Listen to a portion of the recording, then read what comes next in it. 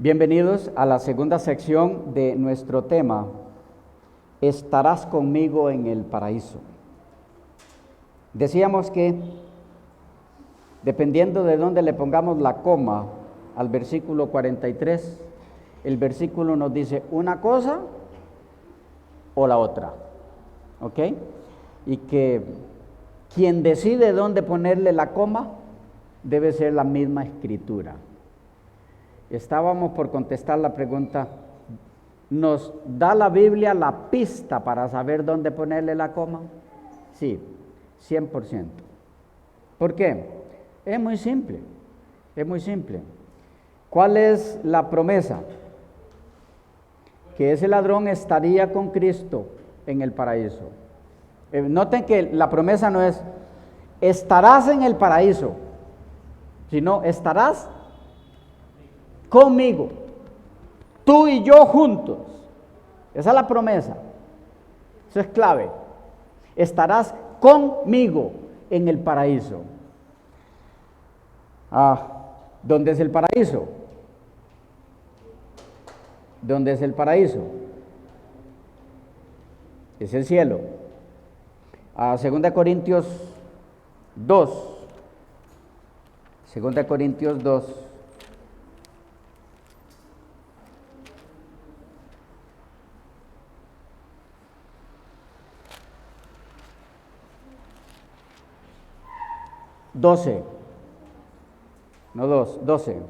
Segunda Corintios 12, 1 al 3. Es un texto muy conocido.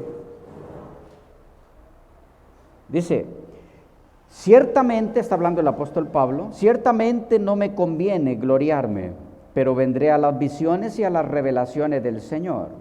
Conozco a un hombre en Cristo, era él mismo, Pablo, que hace 14 años, si en el cuerpo no lo sé, si fuera del cuerpo no lo sé, Dios lo sabe, fue arrebatado hasta el tercer cielo.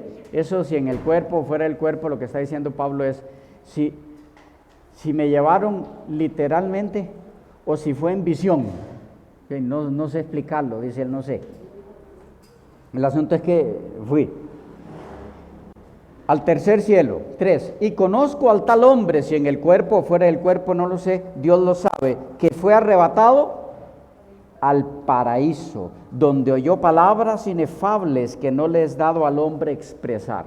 Entonces el apóstol Pablo dice que el paraíso es el tercer cielo.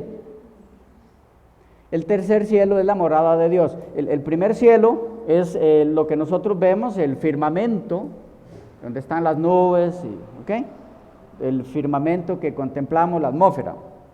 El segundo cielo es donde están los astros, luna, la estrella, los planetas, todo el sistema solar, las galaxias, todo eso se le conoce como el segundo cielo. Y el tercer cielo es la morada de Dios, ¿ok?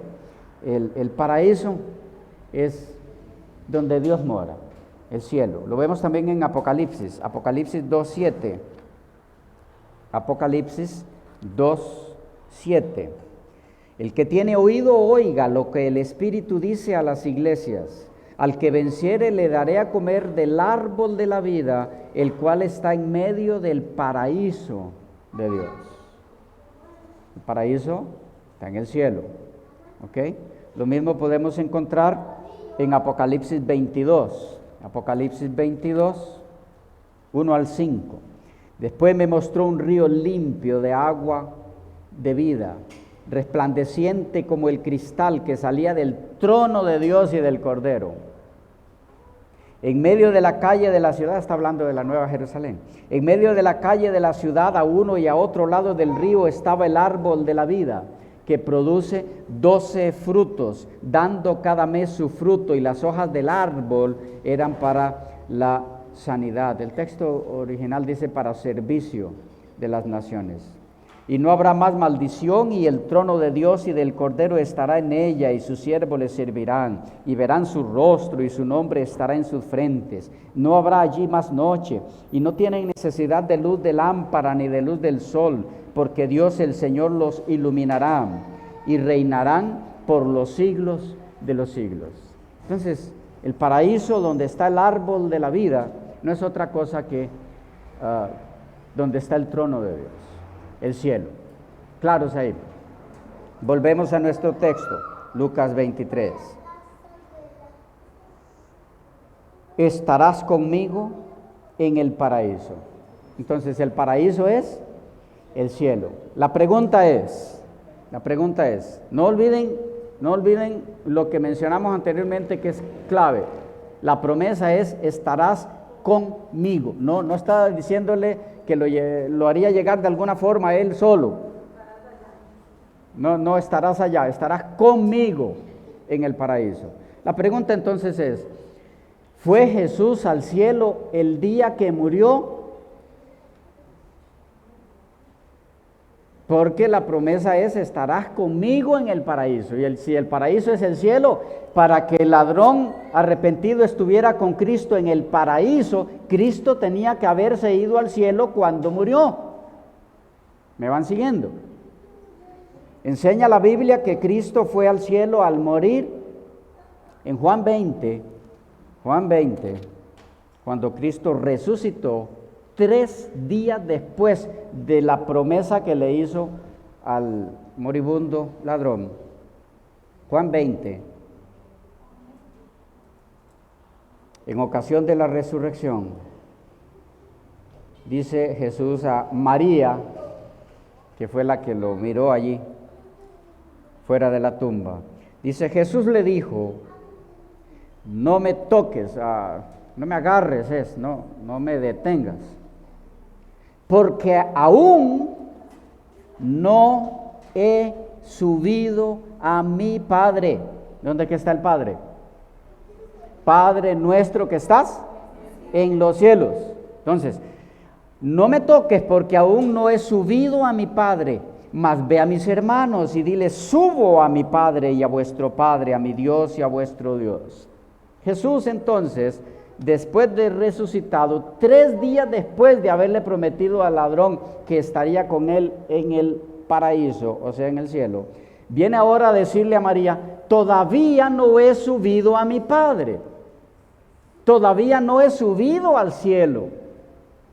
Entonces, ¿cómo pudo Jesús prometerle al ladrón arrepentido que estaría con él en el cielo si él mismo no había ido al cielo, no iría al cielo ese día que murió? ¿O es que no sabía Jesús que ese día no iba a ir al cielo y se dio cuenta 3 días después que no tocaba ir al cielo todavía, mientras estuvo muerto? Repito el concepto. Jesús mismo es el que define en este caso dónde ponerle la coma al texto que estamos estudiando. Lo define Jesús. ¿Por qué? Porque dice: no subí al cielo sino hasta 3 días después de que morí. Eso es lo que él dice en su palabra. Por lo tanto, ponerle la coma después de hoy,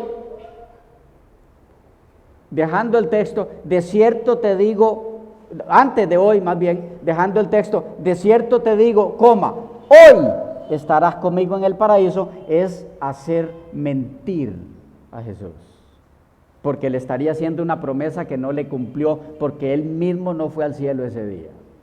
Estoy comunicando el punto. Entonces, ¿define la Biblia dónde ponerle la coma o no? No le toca a nadie decidirlo, lo decide Jesús con su propia enseñanza. ¿Ok? Algunos han dicho: no, es que el cuerpo de Cristo estuvo muerto, pero el Espíritu de Cristo se fue al cielo ese día.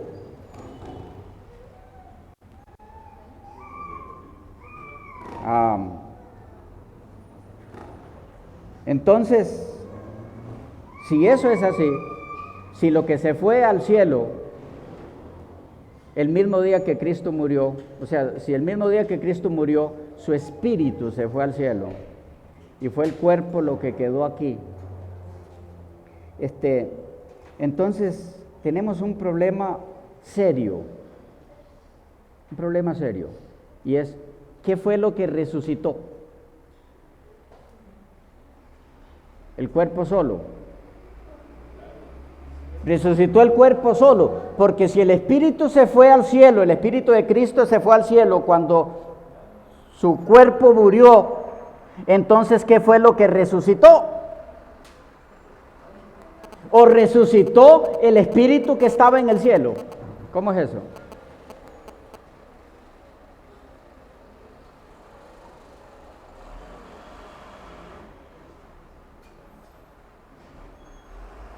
Santiago 2:26, Santiago 2:26, dice, porque como el cuerpo sin espíritu está muerto, así también la fe sin obras está muerta. Dice, cuerpo sin espíritu está muerto. Eso lo sabemos por lo que conocemos de el estado de los muertos. Cuando el soplo de vida se separa del cuerpo, ese cuerpo murió. Entonces, si lo que estaba en la sepultura de Cristo o lo que murió fue solamente el cuerpo, entonces, ¿qué fue lo que ocurrió en la resurrección? Es más, ¿para qué tenía Jesús que resucitar si Él estaba en el cielo, en espíritu? Es un absurdo teológico. La Biblia no habla de ese tipo de separación extraña. Después de que ocurre la muerte, entonces el cuerpo inerte y un espíritu desencarnado que se separa de ese cuerpo. Eso se llama espiritismo. Es la enseñanza básica del espiritismo y no tiene nada que ver con el Evangelio de Jesucristo.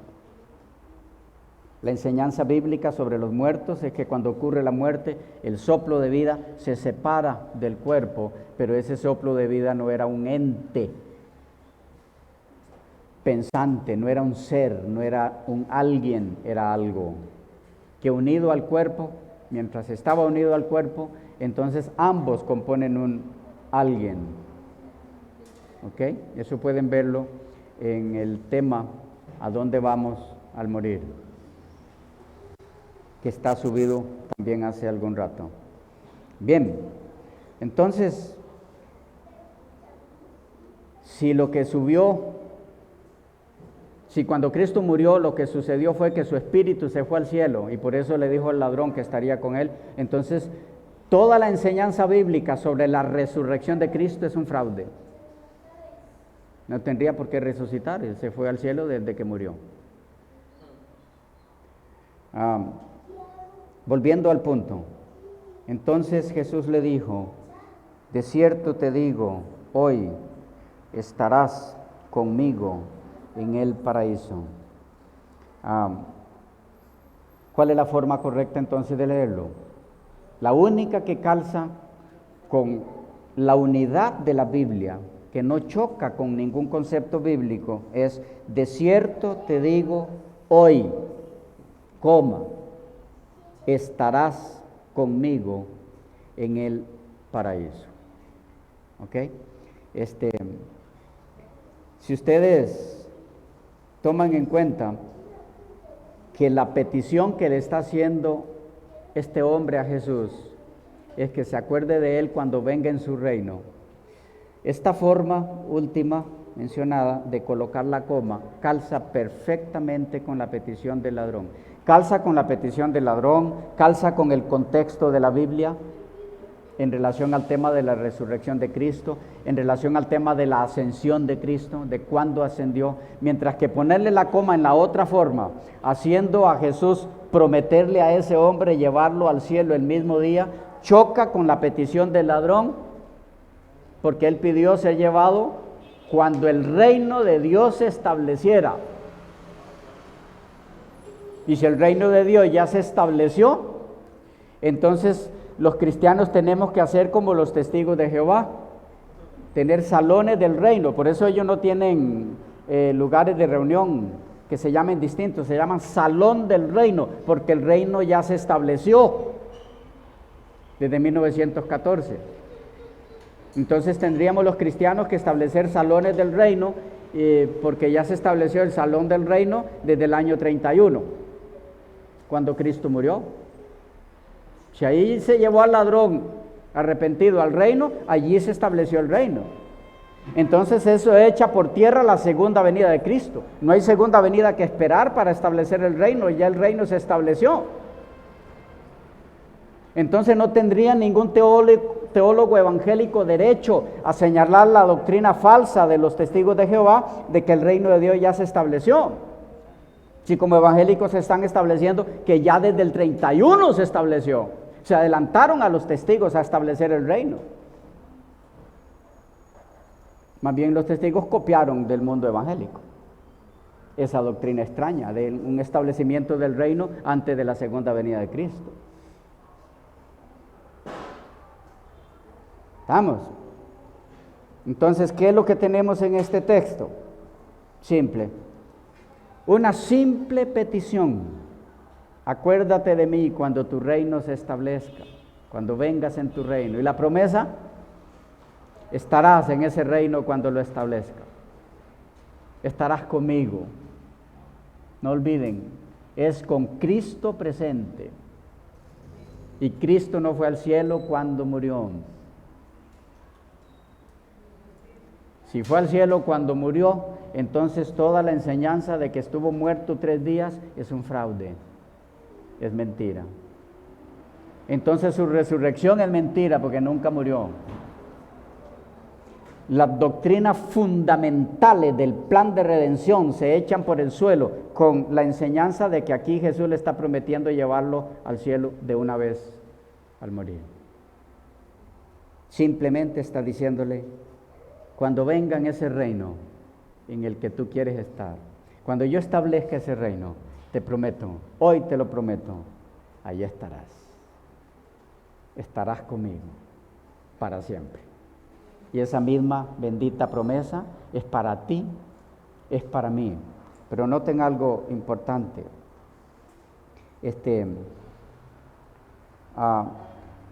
Cuando este hombre dice a Jesús, acuérdate de mí cuando vengas en tu reino, hay algo implícito ahí. ¿Ah?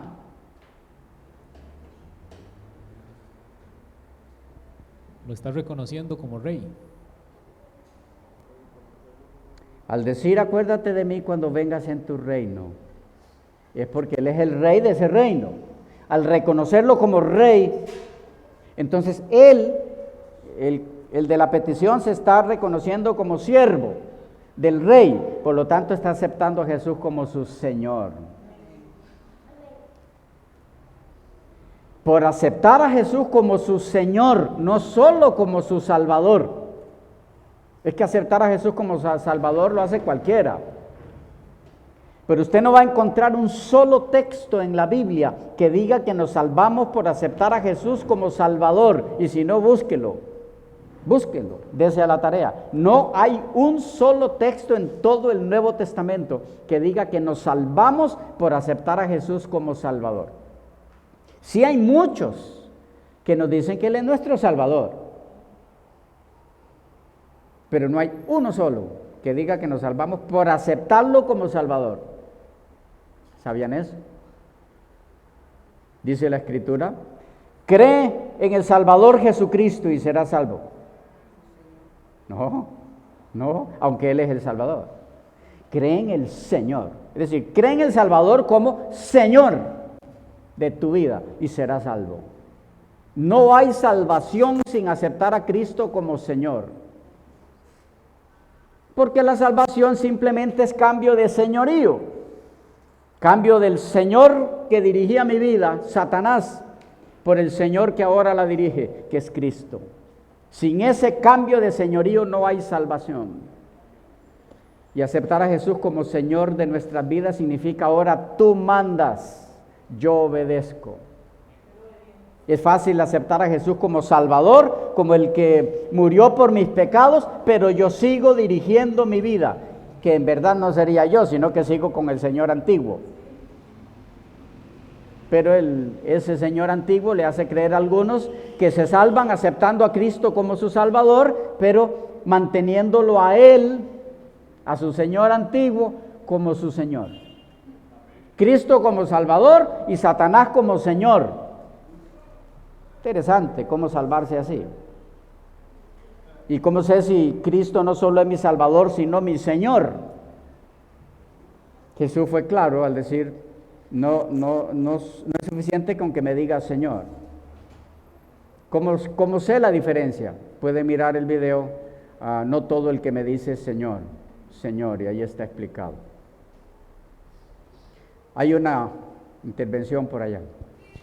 Nosotros creemos que cuando nuestro nombre es inscrito en el libro de la vida,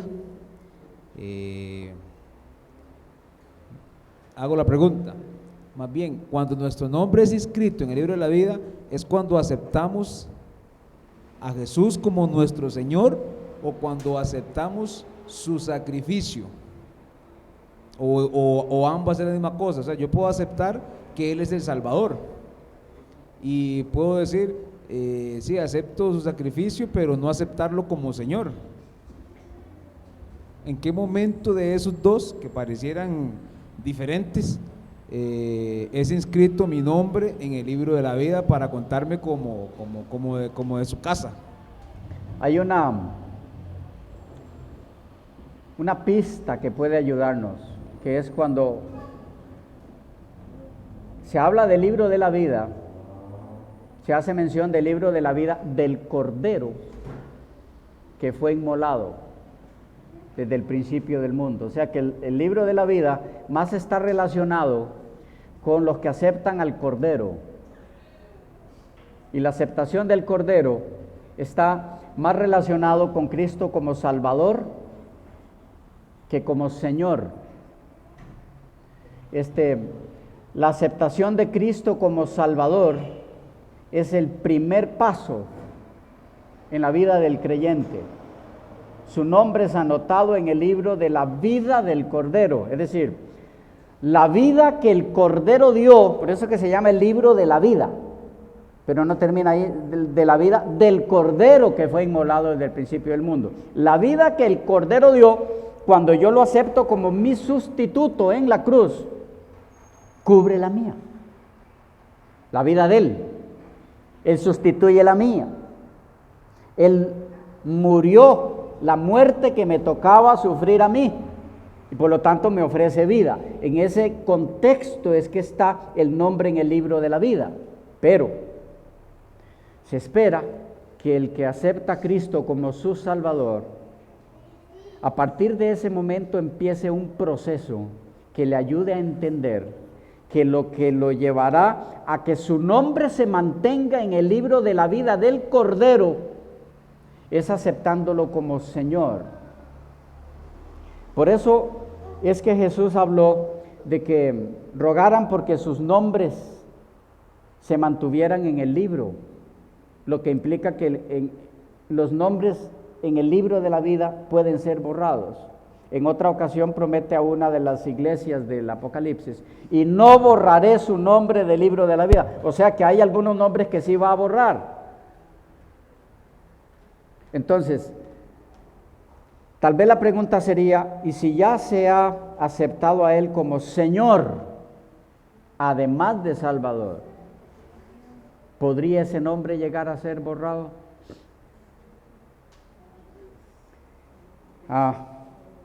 Tal vez nos ayude otra pregunta. Jesús es nuestro modelo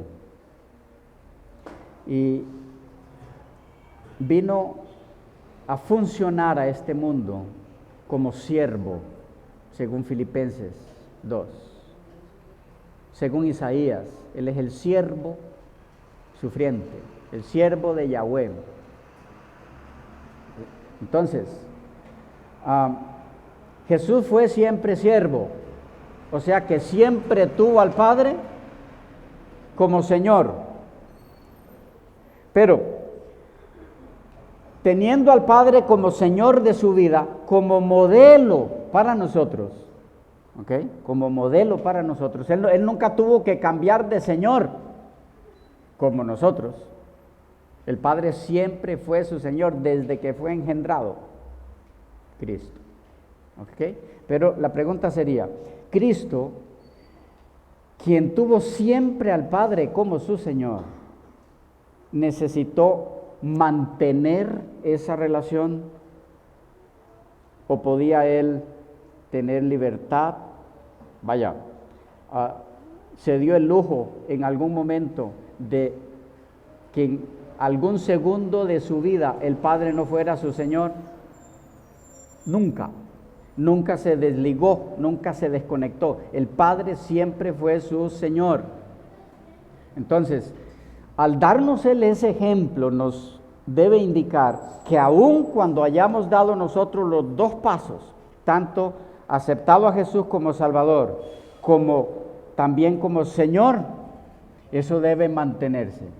O sea, el peligro al que no debemos darle cabida es a que como ya yo lo acepté como Señor, no hay forma de que mi nombre sea borrado del libro de la vida. Cuidado. No en vano la Escritura dice, el que piensa estar firme, mire que no caiga. No dejando de velar, no durmiendo, de tanta forma nos lo dice la Escritura. Entonces, sí somos, o es anotado nuestro nombre en el libro de la vida cuando aceptamos a Jesús como Salvador. De allí en adelante debe darse la aceptación de Él como Señor. Generalmente no ocurre al mismo tiempo, aunque hay casos. Pero en forma general lo que usted va a descubrir en el cristiano es que primero acepta a Cristo como su Salvador. Porque lo que hace es quitarse la carga de pecados que lleva encima. Ese es el peso que lo está agobiando y es lo que le interesa. Pero cuando ya se vio libre de la carga, ahora quiere saber quién fue el que se la quitó. Ahora quiere agradarlo. Y entonces viene la etapa de ahora aceptarlo como Señor. Ahora quiere servirlo. Originalmente todo lo que le interesaba era ser librado del yugo de Satanás. Su mente no tenía lugar para otra cosa. Pero ahora al darse cuenta, ¿quién es el que lo liberó de ese yugo? Empieza a amarlo. Y al amarlo se convierte en su siervo. Tú manda, yo obedezco. Eso es lo normal. Y en algunos ese proceso, ese lapso entre aceptarlo como Señor, como Salvador y luego como Señor, en algunos es más largo, en otros se da más cerca. Va a depender de la mente, del corazón de cada uno. Algunos somos más duritos que otros. Y entonces le vamos entregando a Él la vida por áreas como Señor. Otros se le entregan de una vez. Y su victoria es más rápida. Y su transformación es más rápida. Y con lo que ha sucedido así se los ha llevado al cielo. Elías, Moisés, Enoc. Otros más durillos, todavía estamos aquí.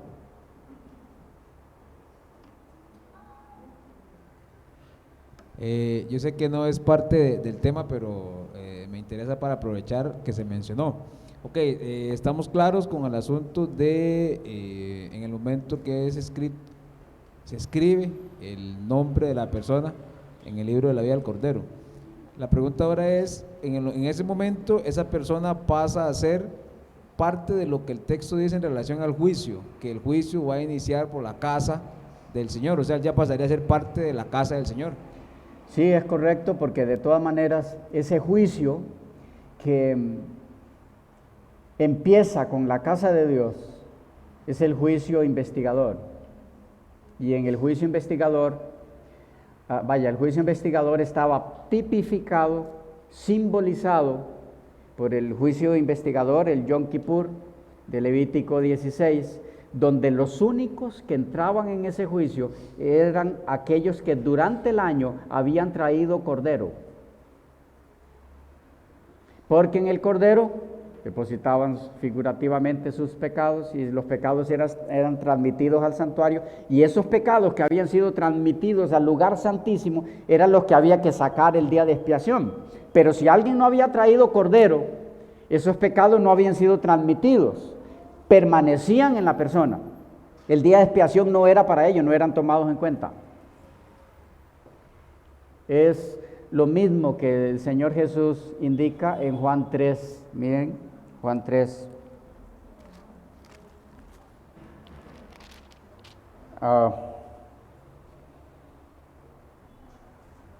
18. El que cree en Él, el que en Él cree, no es condenado, pero el que no cree ya ha sido condenado porque no ha creído en el nombre del unigénito Hijo de Dios. ¿Qué quiere decir esto?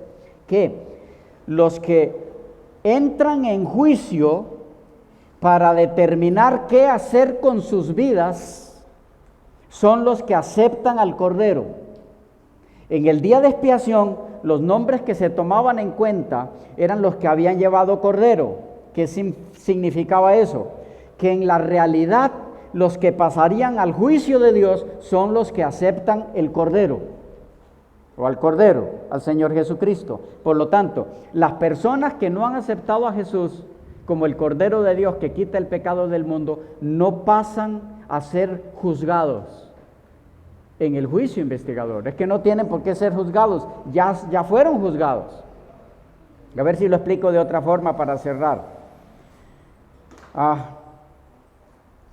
Los que no han aceptado a Cristo como su Salvador, como el Cordero de Dios que quita el pecado, no necesitan ningún juicio. Antes de que nosotros aceptemos a Cristo, ya estamos condenados. El juicio ya está hecho, Romanos 6:23. La paga del pecado es muerte. Y el mismo apóstol dice, por cuanto todos pecaron, están destituidos de la gloria de Dios. La condena ya está dada, es muerte. Condenado ya está. Algunos dicen, bueno, yo tengo que definir qué hacer con mi vida, nadie puede decirme qué va a pasar conmigo, yo decidiré si acepto a Cristo o no para saber cómo se me juzgue. No, usted ya está juzgado. Usted ya está juzgado y la condena ya se dio, es muerte. Lo que puede cambiar la cosa es que usted acepte a Cristo como su Salvador. Es que yo acepte a Cristo como mi Salvador. Entonces mi condena cambia de muerte a vida. Pero mientras no acepte a Cristo, condenado ya estoy. No tengo que esperar juicio de nada. No habrá ningún juicio. El juicio ya está hecho. Pero de los que aceptan a Cristo como su Señor, pasan para que se examine su caso. ¿Qué es lo que se analiza? Este está condenado, pero hay alguien aquí que está pagando su deuda. Es una apelación. ¿Ok? ¿Estamos? Sí, hermano. Es que entramos en otro tema muy amplio, es el del santuario y todo eso. ¿Ya? Si no fue el tiempo, nos pasamos un rato. Quedamos aquí y en otra ocasión estudiaremos otro texto. Que Dios les bendiga mucho.